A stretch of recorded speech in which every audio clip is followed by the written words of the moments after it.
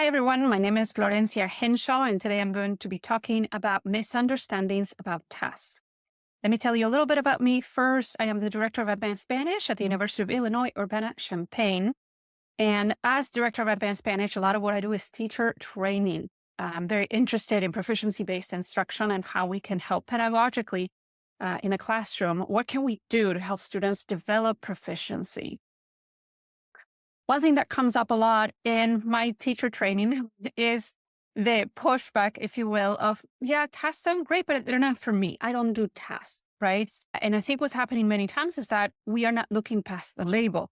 We are picturing something very specific when we think about tasks. And then we think that's not what I do. But I think most of what you do is probably a task. And hopefully this presentation will help clarify what a task is. Some common misunderstandings related to tasks are that they involve interaction. When somebody tells you what I'm going to do a task, what you picture is what? Two students interacting, right? And yes, many tasks, let's be fair, many tasks do involve interaction, interpersonal speaking, but not all, right? The second misunderstanding is that everything you do all the time in your classroom has to meet all the requirements of a task, or somehow you're doing something wrong. It's a miss, right? And then the last one is that grammatical accuracy is neglected. That if you do task-based, then the students are just learning each other's errors, that the students are only talking good enough forever. It's a myth, right? Let's go through one by one. So the first one is that tasks involve interaction, that anytime you're going to do a task, the students are going to be talking with each other. No. Why? When you look at what is a task, in a nutshell, it's meaningful and purposeful language use. Use doesn't necessarily need to imply interaction or even output. You're using your English system in your head right now to understand what I'm saying, right? That is language use. So if we contrast these two examples, creating a video versus watching a video, in both cases, there's meaning conveyed or meaning understood for a particular purpose. Those two are examples of a task. Yes, tasks can be input-based. Let's look at a couple more examples. Deciding what movie to watch, planning a trip. These are classic decision-making tasks, right? And usually decision-making tasks, we think of students in a group sharing opinions until they come to a consensus. In this case, yes, you could definitely do that if your learners are at that level that they can handle that. However, it's also perfectly okay if you make them input-based, where you, the teacher, you are the one providing all the language that the students will need. So what the students are doing is essentially demonstrating understanding of the language. Second myth, you have to meet all of the requirements all the time, or you're doing something wrong. No, trust me, it doesn't work that way. We are not walking around with a clipboard making sure that everything meets all of the requirements. What are these famous requirements? Let's go through them very briefly. The famous list of requirements are that the students need to interpret it on express meaning. It's a really good requirement. And yes, I would say that one has to always be true.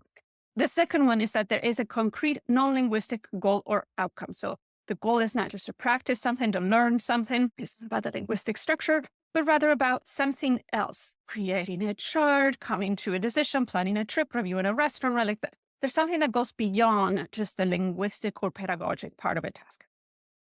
The students should not be forced to use specific linguistic resources. So things like use different verbs, complete sentences, 5 different question types, and all of those things that you may see in instructions in more traditional activities, you don't see that in a task, right? Because the students are supposed to be using all the tools that they have, that you have been providing, but nothing wrong if they deviate from that and the task is still successfully accomplished.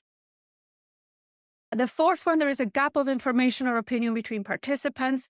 This one's also an important one, right? Because if we know exactly what the other person will say is a scripted thing, yeah, that's not a task and probably not communication either. And the last one, it involves authentic communicative functions. And this one, we can probably do a whole 10-minute video just on that, but let's simplify. It has to be something that we do, that you would do with language use outside of the classroom, right? So for example, describing something, reviewing something, planning something, agreeing to something, right? Recommending something, all of those things that we do with language the task has to involve a communicative function like that. However, there is a certain type of task called pedagogic tasks. Sometimes you may hear them being called pedagogic activities or simply activities, and they don't meet all of those criteria. And the reason is because these tasks or activities are meant to teach or practice, yes, I said the word practice, something linguistic. This linguistic tool that the students will need for the target task. And the target task meets all of those requirements. The goal is pedagogic, is linguistic. Yes, we're targeting a specific linguistic resource, and it is merely to help the students be prepared for the target task. So we are doing things like putting steps in order, matching description with picture, true, false statements, something very controlled output like a lot of sentence starters and things like that. Yes, those are entirely pedagogic, right? But they're still meaning focused, so it's not meaningless drills. And it is still relevant for the communicative tasks that we're preparing them for. So it's not decontextualized language. It's not just, hey, we need to learn possessive adjectives, right? And let's do a drill on possessive adjectives. That's not what we mean by the pedagogic task. Here's a classic example of a pedagogic task, right? So in this case, each student has half of the words and they take turns describing or defining the words so that they can complete the puzzle. What are we working on? Vocabulary. That's going to be helpful for the target task. And circumlocution, which is something that is helpful for any task, right? But it is a very linguistic, pedagogic, right? They're just doing this because you told them to. They're defining the words to complete the puzzle, right? That's it. That was the pedagogic task. Last but not least, the myth that in task-based language teaching, accuracy is neglected, that if you do tasks, the students will never improve in their accuracy because you never talk about grammar and it's all about just conveying meaning the best you can. That's not quite true. It is not about good enough forever.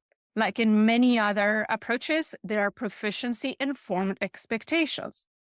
It's not about how well they use the structures and vocab taught, but rather to what extent did the students successfully accomplish a communicative task for their level. So you're going to have a rubric where you're going to have certain expectations that match the level that you're targeting.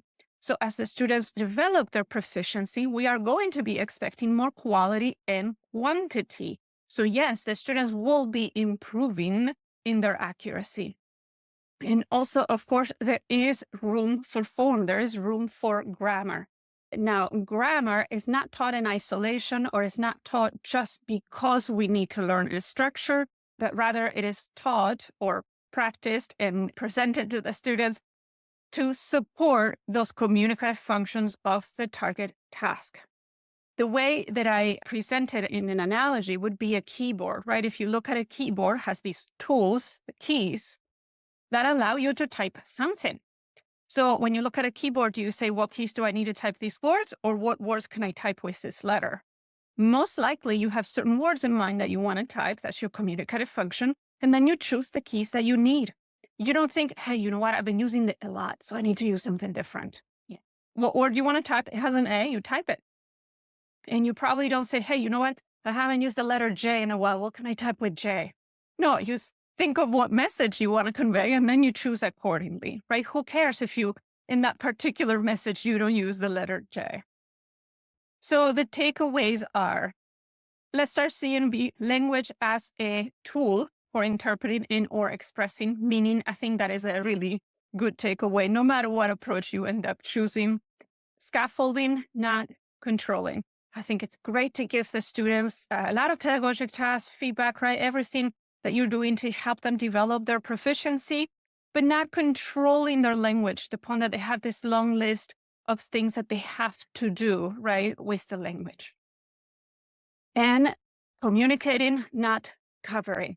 I know it's tough because textbooks have conditioned us to always be covering language structures, but it's perfectly okay. It is absolutely okay to not cover, not introduce anything new if it's not needed for that particular task. Prioritize the why and what over the how. If you want to learn a little bit more about different misunderstandings about tasks, I recommend these two readings in particular. I hope this video was useful. Thank you very much.